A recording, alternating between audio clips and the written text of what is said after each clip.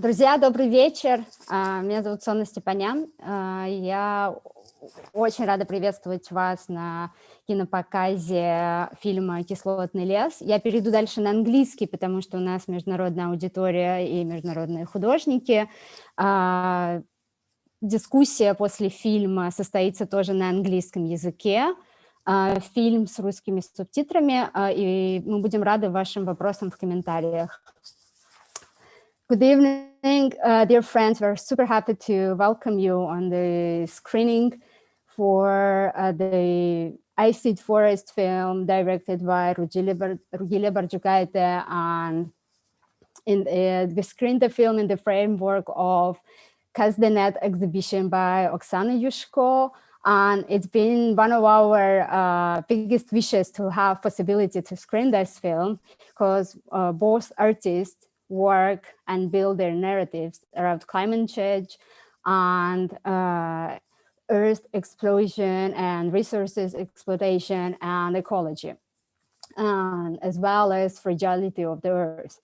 And the both projects are deeply connected with the birds and their lives and a certain territory that connects Russia and Ukraine, Russia and Lithuania, the Ukrainian spit. And at these times when most of the borders are closed and we don't have possibility to visit each other and we don't have a possibility for offline screening, this metaphor of birds who knows no borders, I think is really important to follow, and it's really important to listen to the natural life hacks we have.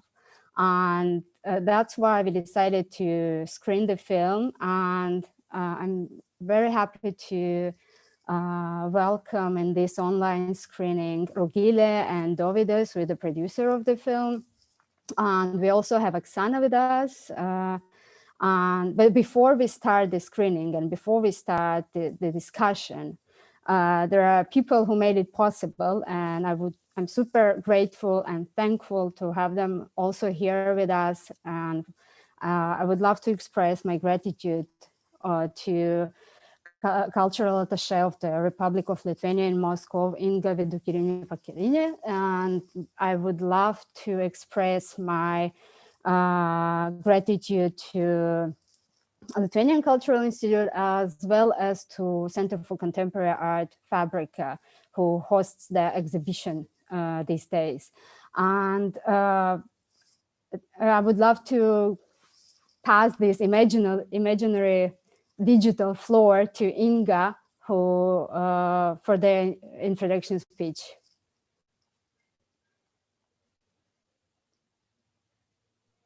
Hello.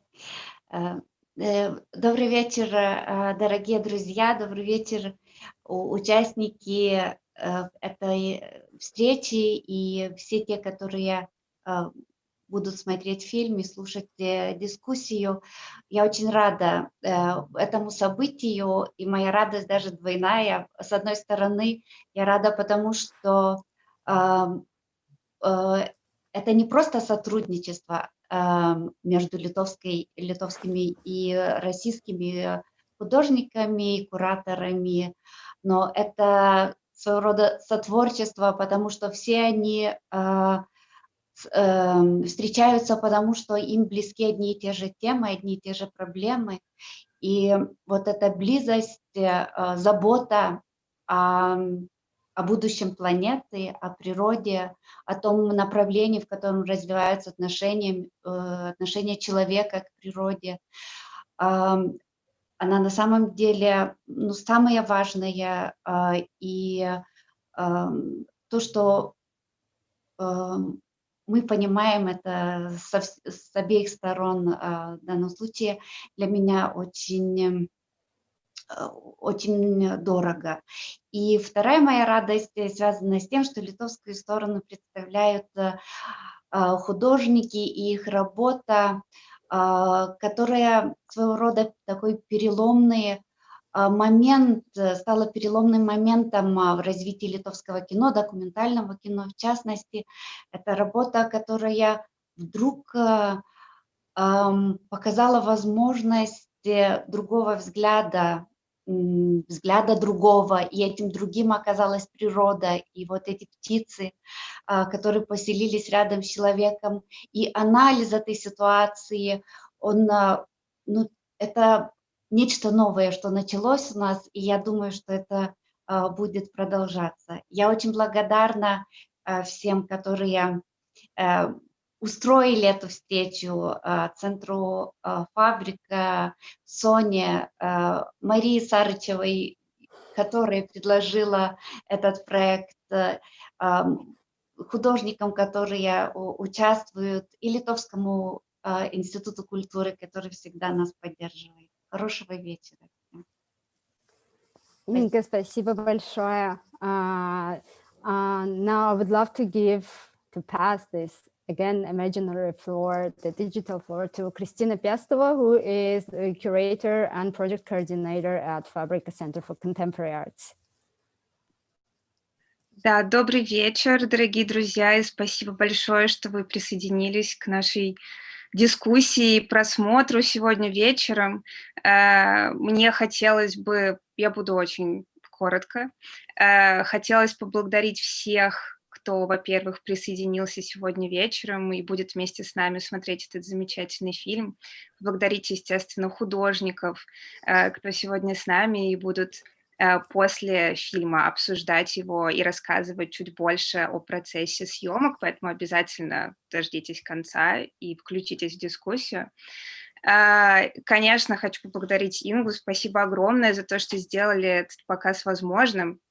Ну и, конечно, обязательно Оксану и Сону, без которых ни показа, ни замечательной выставки «Время действия сети» в этом году не было бы, поэтому все те, кто не успел ее посмотреть, обязательно успейте это сделать до 18 октября на фабрике.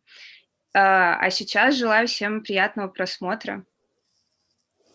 Thank you, Christina. For those international audience who is with us, I'm not going to translate introductory speeches. It will take time. I'm very sorry, but what I'm going to say a few words in English about the structure of the evening. So there will be time after the screening for all your questions and comments, and we're encouraging you to do that. We're waiting for your for them in the comments that you can leave below the screening page. Yeah. So by now, enjoy the film and see you in an hour. Thank you.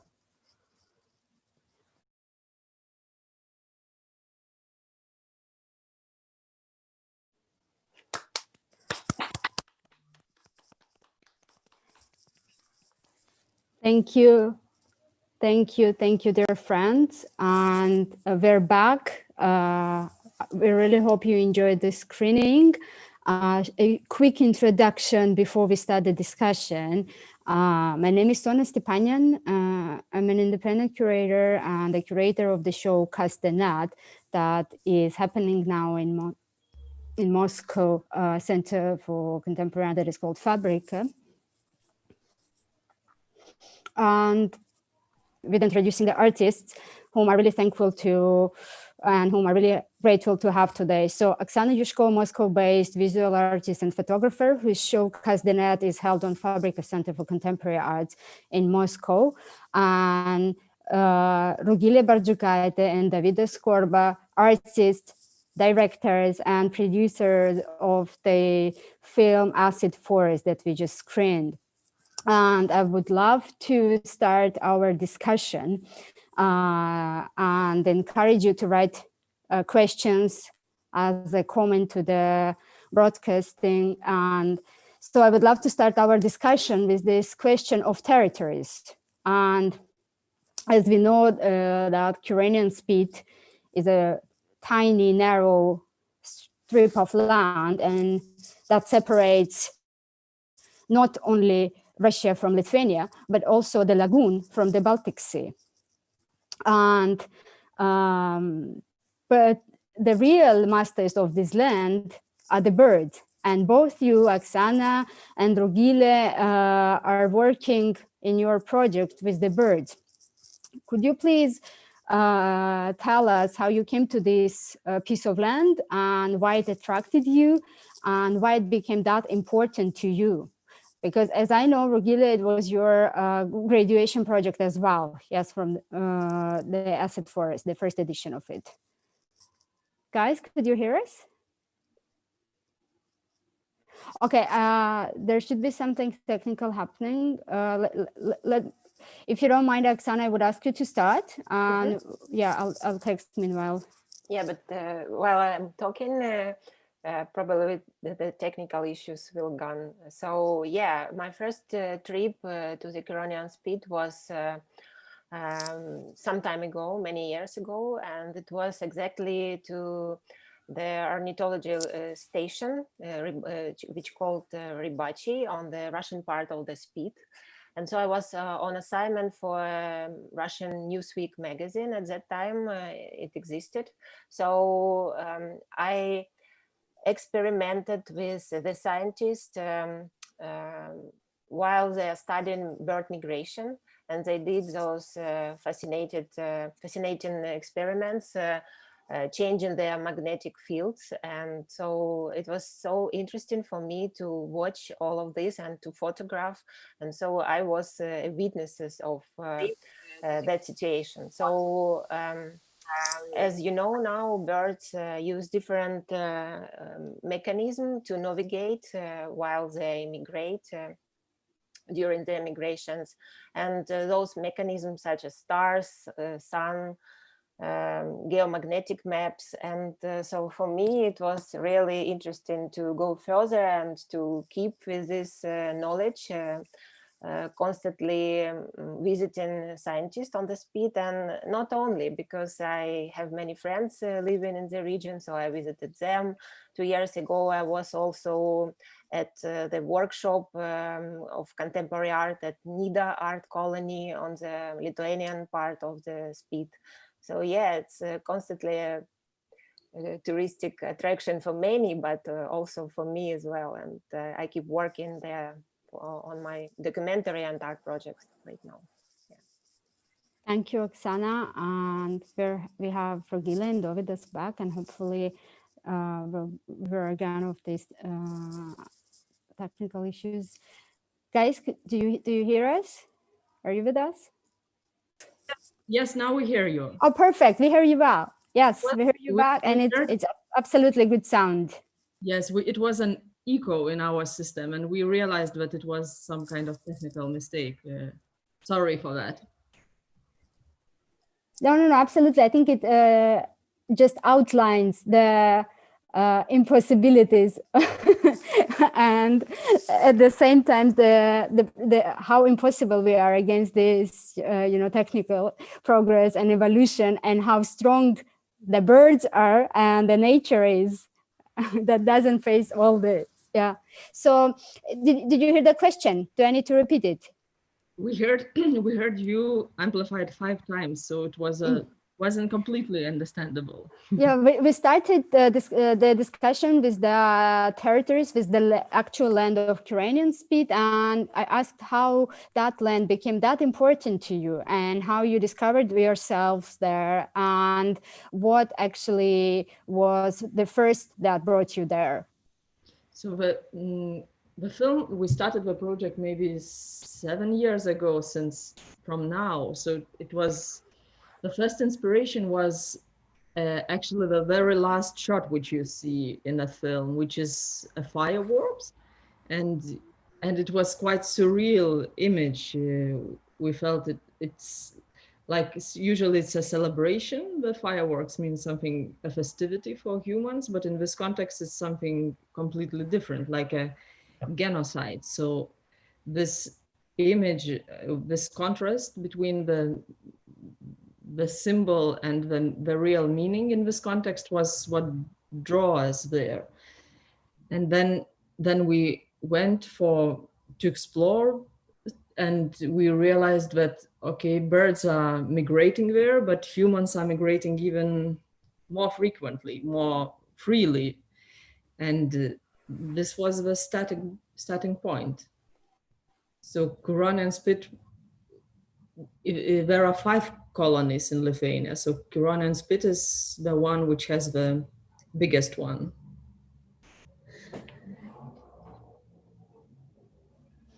And how big is the actual territory of that forest? It spreads quite intensely. When we start shooting, it was. No, it's several hectares only, actually, and but nobody knows what will happen in the next years, because some of them are trying to find some other locations to continue, and there could be more colonies in the same Kirona and Spit after some time. Yeah, it's hard to predict. Yeah, but it was the quantity wise, it was interesting because we like when we started to shoot it and we shot the first shot, the last shot, sorry, with thousands of birds flying away. It was a while ago, and now, like 2 years ago, when we were finalizing the film, we saw that it's much more. It's much less birds, actually. Like, we tried to shoot the same final scene with a more advanced camera already, and then we realized that it's much less. So this population control really works in a way they want, but not necessarily. As you say, there may be much more colonies spread. Yeah, thank you for the answer. And I want to get back to this question of ecology you both as artists work with, and most of the time what we hear or what we speak about when we speak about this topic, it's in, kind of threatening way. When we face these images in internet of birds in plastic, the animals surrounded with plastic waste, and some of the people sometimes even step back paralyzed and questioning themselves, is there anything that we really can change? But what I witness in your works is that this speculation and this threat is replaced sometimes with irony. Sometimes this very complex question comes with a very, very delicate, simple answer, and you both in your practice challenge it with in a playful way, and sometimes even using romantic language. Could you please tell us or maybe elaborate why it is your choice to not to threaten people, and why it is? okay.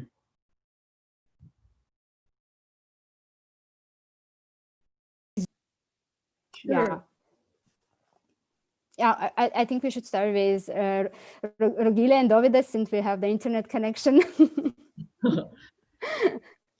So why we don't threaten? Well, I mean, why I faced it when watching the film. I watched it several times, and this irony was present, and the playful way you're trying to speak about this very serious question is present. How do you often use that in your works, or yeah? Can you speak about a little bit about that? Well, humor is what makes the serious topic to sound in a way which wouldn't sound if it was just a plain topic without, I don't know, I think we always look for how the reality manifests. So sometimes it's funny, sometimes it's very sad, sometimes it's, we just follow what is offered, and the humor is what comes very naturally on board. Yeah. Oksana? Yeah, I also like this playful manner a lot, but first of all, I think that both manner are very important. So like sometimes you really need to see those plastic things and birds suffering just not to do like National Geographic once did when they also wrote a huge article with great pictures about ecological issues, and then delivered all those magazines wrapped in plastic bag. So don't do this. Yeah, so but in our installation, I think we also use this metaphoric trap, but changing the context and the viewer, and in moving it from the nature to the installation hall, to Fabrika in Moscow.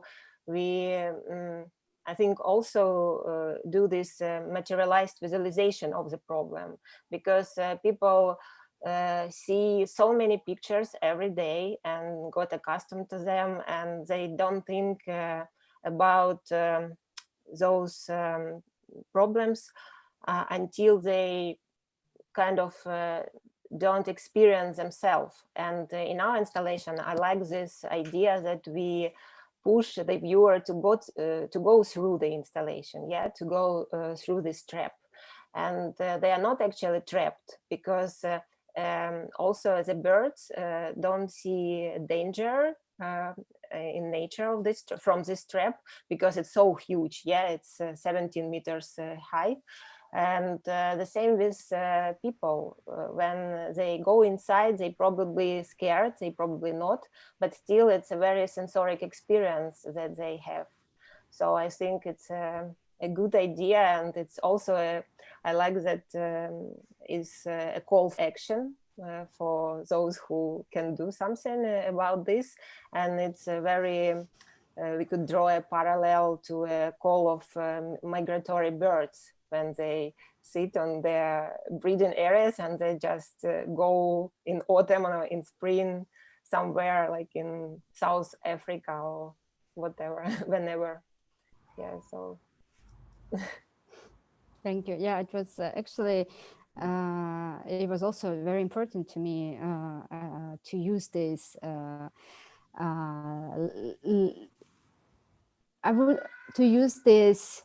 humor, and I try to use it also in my curatorial practice, and to make it to bring these big issues into human size as well. And it seems to me quite natural response, and quite even maybe not natural, but quite the very first response of people is mostly humor to when they face quite big issues. Yeah, so that's why quite related to me as well. Yeah, but I wanted to ask you, Rugile and Dovidas, some questions about the particular practicalities of the works, because people are always interested in that as well. These aerial shots from the bird's perspective view, and they are absolutely mesmerizing and fabulous. Please tell us how you managed technically to organize it. What's behind of that? Well, that was the most difficult task for me from Rugile to climb the trees and install the cameras by the nests, and as well pilot the drones. So I basically, it was me who was responsible for those aerial shots. So technically, yeah, it was difficult. I mean, while I was climbing the trees, before I did that, I was always checking them, because since we were shooting 3 springs, so after a year when we were coming back, some of the trees were gone already, and we had to choose a different angle, and we couldn't continue as we wanted. So yeah, it was important to check the trees before I was climbing, and yeah, that's basically it. It was a lot of climbing, and yeah, we also lost a drone there. We had to get another one. So it was yeah, many stories. Sometimes tourists, sometimes the coming tourists would see Dovidas on the top of the tree and be like suddenly very scared. Yeah, we were not hiding. We were all the time present there, but we were not how to say trying to explain what is going on in advance, so that don't so that everything goes as looks as natural and as if you were one of the cormorants. Yeah. Yeah. We wanted to have an influence on the on people, so that But yeah, I think all this, if I might call it suffering, I don't know, absolutely worth is to bring the people back to the human species and let birds watch people. Yeah, let birds see. Let birds see people, and let people see what actually birds witness from above. And I would like to ask another technical question: is the voices we hear, yeah, the visitors who are coming to see the touristic spot, and how did you do with the microphones, and do people know you're recording, how it worked, and how you were editing all that, and how you decided to pick that particular dialogues we're listening to, because it's been years of shooting. So technically, how we got a sound, you can tell, and then. Yes, I was again. It was me who was recording the sound, and I was simply hiding the microphones around the viewers platform, and yeah, we like I mentioned before, we were not informing people in advance, so that we don't lose the authenticity of their thoughts and knowledge and yeah, and comments. So and we definitely had a lot of material, and it took a really long time for Rugilе and yeah, to choose the one which will finally fit to the narrative. So generally it was like first it was a short version. We had a short version of a film, which was my diploma work at Goldsmiths. So it was 20 minutes long, and basically it was a triangle between birds, trees, and humans. But there was intuition from the very beginning that there are much more parallel stories, and there are these there are these parallels with fascism, with geopolitical situation, the freedom to migrate, or like border controls, racism, because birds that are black birds, not white birds. And yeah, so there are these parallel narratives and associations which would be nice somehow to articulate in the story. So, and it's a gift of documentary that you get this, for example, Hitler bunker.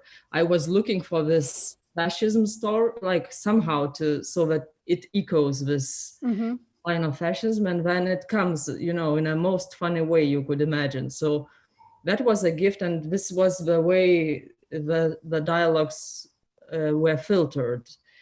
And it was a process of, yes, of long years of editing. It wasn't that it was like we did it with long breaks in between, because we could shoot only during early spring before the fireworks, because afterwards it's a completely different cycle in bird's life. So we wanted to make it until the hatching, like until the small birds come, like the ones which remain. So that was a long process to filter it, because we would have some storyline, but see exactly what is missing. Then next year come and we do it again, we go there again, and so on. So it was a process. Yeah. So basically, your life became in parallel with the birds' cycles and the birds' lives.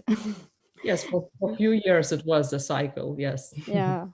And these manifestations we hear in the movie, they are super, super powerful. And thank you for mentioning these questions of being alien, of being migrant, yeah, of the racist and nationalistic rhetorics we hear from this platform. When watching it again, I had this metaphor of Babylon and Babel Tower with lots of stairs you need to climb to come to this platform, and finally you are there, and what you are doing, you are manifesting absolutely, you know, absolutely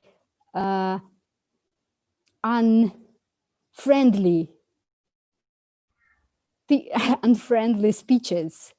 And I think that is also a metaphor of many politicians and political situations we witness today as well. And yeah, thank you for bringing that out.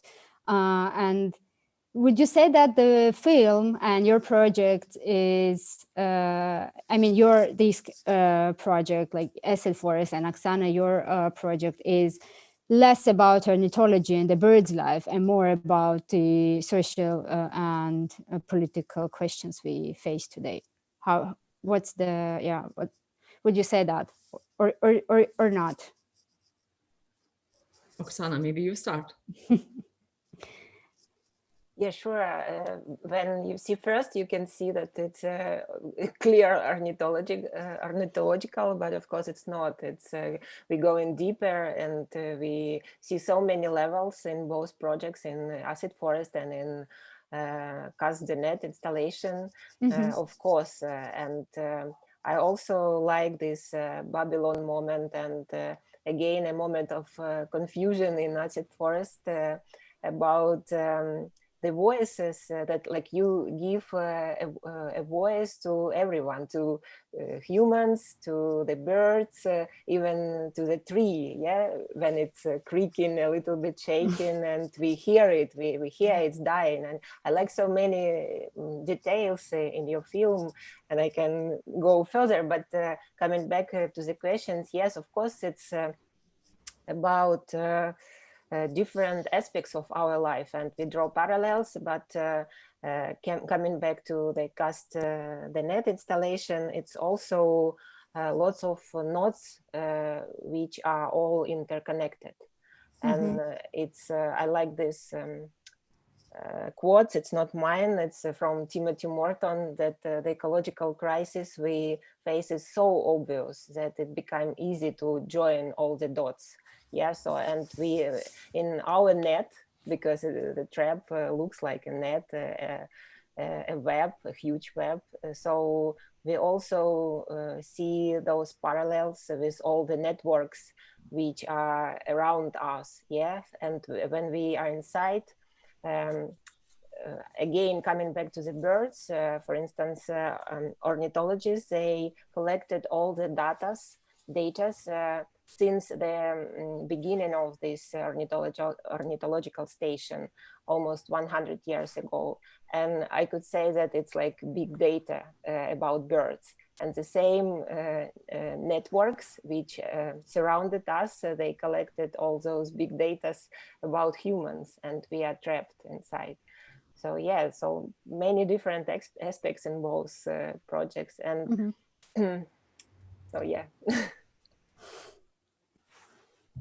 Yeah, so for us, definitely the same comes here. Like the humans are in we're in the epicenter of the story, and the conflict between human species and other species is what draw us in this topic. Even when we went for the very first time, and knowing that it's interesting how this control starts, how this topic of control starts, we realized that it's not as I mentioned before, it's not so much about birds than about the humans who are present.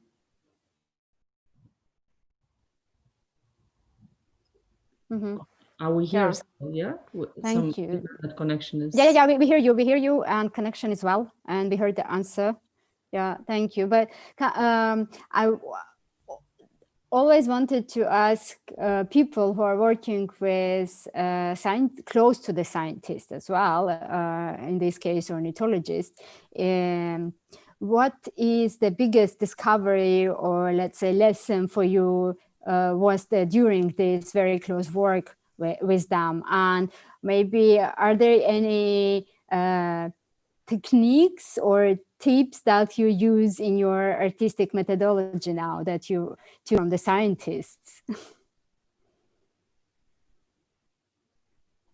Is this for Oksana? Yeah, mostly yes, but I know you also met them. You couldn't avoid this bit. Yeah. Yeah, I can say that there are many of some techniques and knowledges that I've learned from them, and they also connected with bioethics, which questions are raised constantly, and not only by them, but for instance, right now when in the whole world all those vaccines producing and animal testing is constantly like going in the world, and so should we deal with such questions, right? And I don't have an answer. Maybe I have, but it's not an easy answer, I would say. And in my experience also, I love this knowledge from the scientists that they study different species, and for instance, the same species, they still have different songs to sing because they have different dialects. And in this way, such species, they don't understand each other, and they don't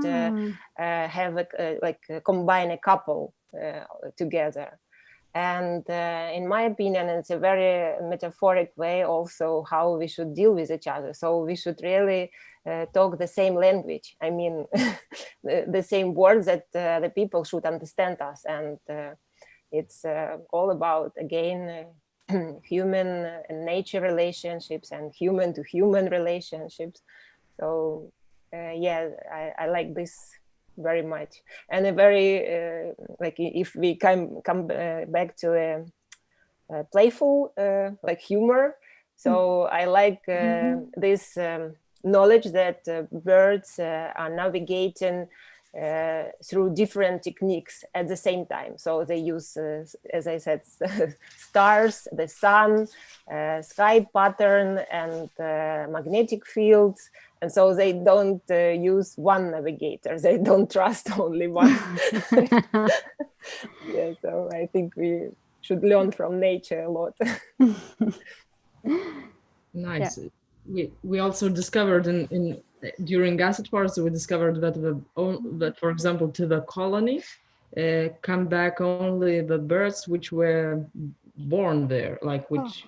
Yeah, mostly they have this location in their map where to come back when the breeding, when it's time for them to breed. So they are looking for their homeland. And then the sorrow feels even deeper, the way they are, they're treated at their homeland. Mm-hmm. Oh, that's very touching. Both the fact you said and these dialogues that birds use. I didn't know that is very touching. I think that this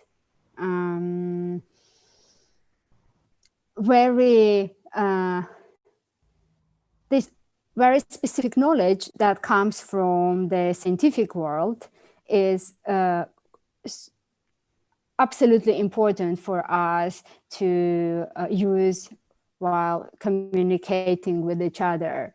And I really like that you're bringing out the knowledge that was gathered by scientists for decades. You bring it out and you make it possible to hear public. Yeah, I don't really like using the word public and audience because it's somehow segregates people, but you give us this opportunity to hear and to learn that knowledge, which is absolutely crucial and important.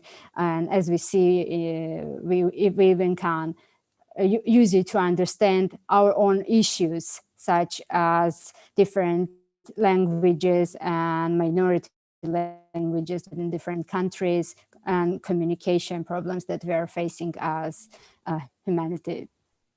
So I have a few more questions before the night comes. I mean, the night comes because in the film, the only time where we hear the silence, we don't hear the birds, we don't hear people, is at night. And I really like that. And before it comes, and before I go to the questions from the audience, and we have some of them, I would like to ask you to I know this project developed other works of yours, and I can't touch the Sun and the Sea opera, but I mean, I cannot avoid touching it. But could you please just very quickly speak about it, Rugile, and how else this project developed other your artworks? So the this actually the Sun and Sea and Desert Forests were somehow developed in parallel with Sun and Sea. It was another team we are working with together with Vaiva Grinit and Lina Lapelit, and we did like it was our second trio work, and the idea which came like when the idea came for Sun and Sea, we were maybe on a third year of shooting Acid Forest, and I think it subconsciously affected one another, because in Sun and Sea you see again it's a perspective from above, and audience is watching from above, and it's again sort of anthropological investigation but completely different form. So if here we have like documentary approach and people coming and bringing their different points of view to the same subject, in Sun and Sea it's a different topic. We have a climate change and as a main axis which brings all the pieces together, but it is opera, so we hear the songs actually by different personages, like by different characters. So yeah. Yeah. Thank you. And Oksana, I know you've been working on this project for a very long time, and since your first visit to the station, yeah, to the Rubachi station, and you had other projects during that. Did this project somehow develop the ideas for others, or how did this knowledge influence your other works? I think in general, my art practice is based on scientific researches, because I came also from this background, and my first graduation was on specialty of applied mathematics. So like it's very sincere intention to know more in this area and different area of science, and so. From the Curonian speed, I was inspired, and I think more about ecological problems in the world. So that was the beginning many years ago, and also in parallel worlds and parallel projects, I kept working on different ideas. For instance, 2 years ago, we did a collaborative project with my husband, Artur Bondar, outside, not far from Moscow. It's in Peredelkino village. and it's called Memories of Trees, about also the forest, about collective memory, and it's again based on scientific idea of all memories recorded on annual rings of the trees. Yeah, so, and the other projects that I work, they very much connected with relationships between people and nature, and all those issues that humans should already decide right now. So yeah, keep thinking about constantly. Thank you. I'll give the voice to the to people who joined us tonight. And Yulia is asking that her question is, Turanian speed is just the sand dunes. The more forest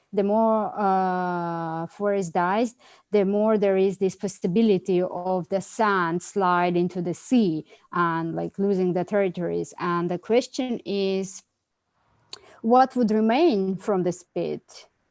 Just the birds, or what are your arguments all defending the birds? Or yeah, could you maybe elaborate this topic? And I think it goes to Rugile and Dovidas.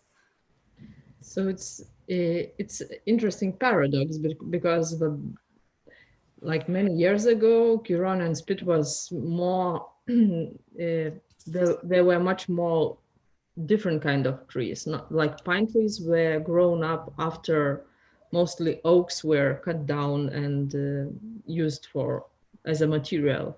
So the Kiron and Spit started to travel much intense then, and so the pines were mostly planted by people, and so this is like the as you heard in a film, one of the tourist guide says that it is sort of fertilizer. The birds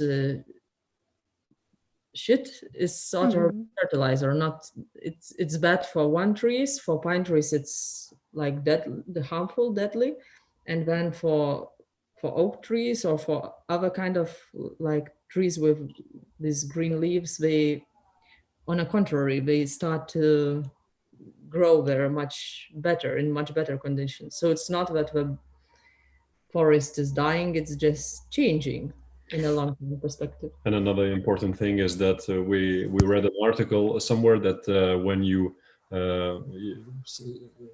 if we had several years and have big fire happening in the Coronian Spit, like forest fire, and this article says that if you want to stop it, just leave the cormorants there, and they will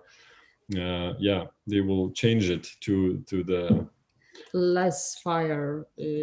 Because basically the pine trees that cause the fire, they are they get the fire very rapidly. So so there are few sides in it, and yes, on a one hand, we also were very sorrow for these old, like ancient trees which have being tried to protect, but at the same time, it's as another person says in the film, it's like it's nature, and when you start to control it, it's not necessarily. You don't know what will be the outcome of it. Yeah, and I see we see the oak trees in the film, yes, yeah. But we don't recognize. I mean, personally, I didn't recognize it as an oak tree, but we see them super young growing, and we see this other kind of green present in the image. Yeah. Thank you. And another question is, who or what are the natural enemies of these birds? Eagles and crows. So eagles are the one who are hunting them, and crows are the one who are coming to eat to steal the eggs. Yeah, to steal the eggs. Yeah. Thank you for your answers. I'm just going quickly through the questions. Oh, there is a question. Arthur is asking, thanks for your great work. Which kind of video and audio equipment did you use during your work? Oh, Davidas, I think, yeah, it comes to you. And yeah, well, it's very basic, actually, equipment. For the aerial shots, I was using GoPro cameras, and as well on the drone. And for the shots that Ruggile was doing from the ground, we used the Canon. Like it was a DSLR, a best one which we could find when we started the film, but as it went so long, it was like the equipment is changing so quickly. So definitely we wouldn't, not like if we shoot today, we would explore, make another exploration. So don't take it as a guide. Yeah, tips from artists to their to the public. Yeah. And what? Sorry. Yeah. Well, for sound, we used also several different equipment, which is. Yeah, I was recently discussing, like a few days ago, I was discussing with another friend of mine who's also an artist, that he witnessed that during the Corona times, we started hearing the birds much better, because all this soundscape we have every day with cars and just people outside, music from cafe, from the stores, all this soundscape was suddenly really muted, and we heard the birds, and some people could even recognize bird species and started following them. And with this, I have a question about Corona, and two questions about Corona. First, in the beginning of the conversation, Ruggile, you mentioned that Corona might change the situation and the speed. And could you please tell us a bit more about that? And the same question is to Oksana as well. What are your, what kind of, I don't know, prognosis could you give us? And the second, how did Corona change your own practice? Yeah, besides they stopped, besides locking down you, how did it influence your own practices? Yeah, we start. And I'm feeling as a school teacher. Who wants to start? Are the volunteers? I can start. Yeah. Easily. I would answer first from. Having a voice from the birds, probably, because I really also learned this from the scientists about their voices and level of their sounds. That, for instance, urban birds sing louder than the others who live outskirts. And it's also interesting that during Corona time, while we all stay home and was isolated at our apartments and flats, so we really did hear the voices of the birds, and they became quieter as well. So they could sing to each other a little bit quieter than before, because they didn't have this. They didn't how to say, they didn't have this need to they to shout to each other. Exactly. Yeah, exactly. Yeah, so and as for me, again, like my voice about being as a bird in a trap during isolation, I really felt this lack of nature. And like constantly even grown my own garden on on the window, because it was spring, and during spring we always feel a little bit different than during the whole year, yeah, right? And so yes, what did I do with this? I did a new project about my experience of liking the nature. Yeah, so I think it was art therapy, but Corona is an art therapy for everyone, like okay.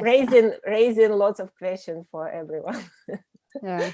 Yeah, so I think we don't have answers still, but at least it makes us think. It's important. Yeah. You guys, what is the future of the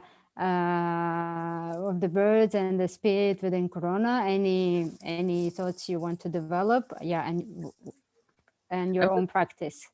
I was very, very happy when Corona started. I was very happy just for one thing, that we finished shooting the film already, like a few years ago, because we wouldn't have all those tourists coming to the platform.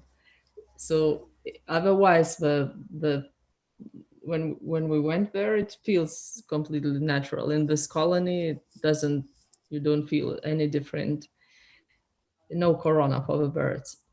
And for personal artistic practice, for these birds, I mean, it's very interesting what Oksana said about this, the voice intensity changed in cities, but for these in Kiruna and Spit, I believe it wasn't so different. It's nice because this was the first year when there were no fireworks. I couldn't really find out why, but there were no fireworks in the spring. And for my practice, the Corona, it changed a lot, because it was it's a paradox, because the Sun and Sea work, which we did with Live and Lina, it's the work which touches upon climate change, but also very much if you think self-critically, it adds to it as well, because we have many invitations to present it in different countries, so we have to go there, and then so the whole spring and summer was packed with tours and plans, so everything stopped in a way. We had to stay at home, and on personal level, for me, it was also a therapy. Yeah, Dovidas.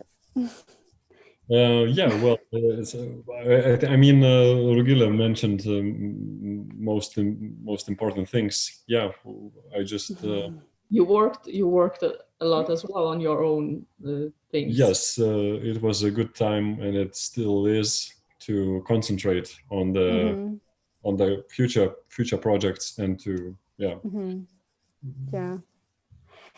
Well, thank you. I don't see any new questions, any other questions in the in comments to our broadcast. But from my side, we've already reached the time limit, and I really want to thank all of you for finding time to connect. Yes, and I really like and admire our connection, because it's one-time event and it's not going to be repeated. And this what makes, I mean, the screening is what makes it special. And also I find something special also in that there's no, the Oksana's show is on until October 18th, but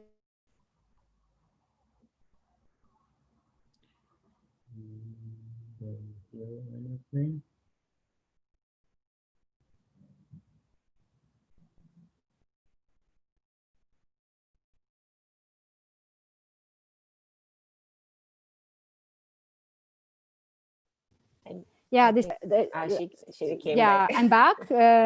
Just people didn't like what I'm saying. They just muted me. So yeah, I'm sorry. What I was saying is that this paradox continues, that you mentioned. Yes, we mentioned this word several times during the conversation. On the one hand, it's very pity that you can't come and we couldn't meet in person and you can't see the show, but we're speaking here about the show. On the other hand, this is the realities and the time for the nature to rest from us as well. So I really like that we had this conversation at this moment. And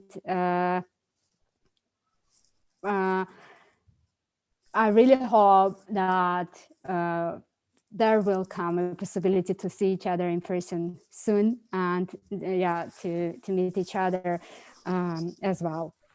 Thank you very much, and thank you to all the friends and people who were with us tonight, and thank you for your questions. Unfortunately, the film, there was a question, would the film be available after the screening? No, the film won't be available after this. It was a one-time screening, but the discussion would be available. Thank you so much. And I would like to also thank again Lithuanian Institute of Culture, and I would like to thank again Fabrika for making this possible, and all the technical crew who was behind this event. Thank you guys. Thank you. Thank you, Sona, for moderating the discussion and My all pleasure. those questions. Yeah, thank you. Thank you very much. Thank you, guys. Thank you.